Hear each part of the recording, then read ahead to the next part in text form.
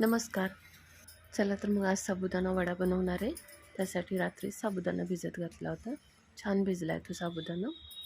आता त्यामध्ये 3 चमचे शेंगदाण्याचं कूट टाकलं आहे. बटाटे उकडून घेतले होते. 3 बटाटे कुस्करून टाकणार आहे आता याच्यात. 1 चमचा मिरचीचा ठेचा टाकायचा आहे. चवीपुरतं मीठ टाकायचं आहे. आणि आता छान मिक्स करून घ्यायचं आहे.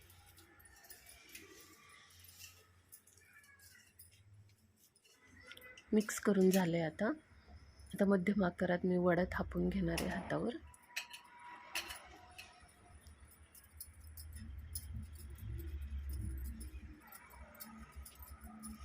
वडा थापून झाले. आता याचप्रमाणे मी सगळे वडे थापून घेतले.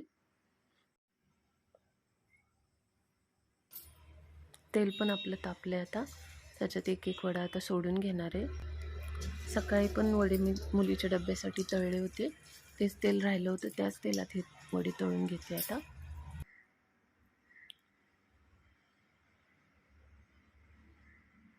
आता खाली थोडे चिकटलेत म्हणून सोडवून घ्यायचे. आता पलटी करून घेऊया.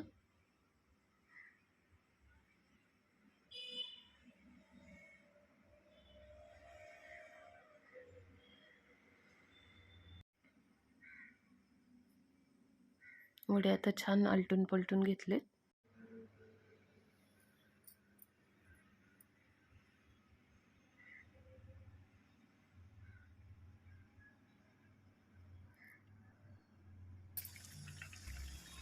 वडे आपले छान गोल्डन रंग आला वड्यांना.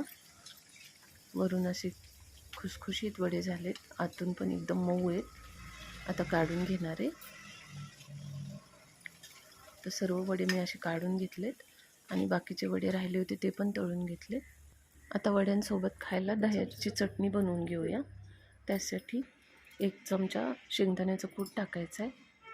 चवीपुरतं मीठ टाकायचं आहे. तेल घेतले 1 चमचा. त्यामध्ये पाव चमचा जिरे टाकायचे. जिरे छान तडतडले ना आता 1 चमचा मिरचीचा ठेचा टाकायचा. आता गॅस बंद करून घ्यायचा आणि ह्या दह्यामध्ये टाकून घ्यायचा.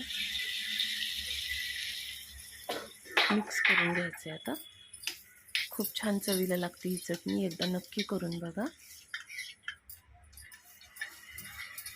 तर तयार आहे आपली चटणी साबुदाणा वड्यासोबत खाण्यासाठी.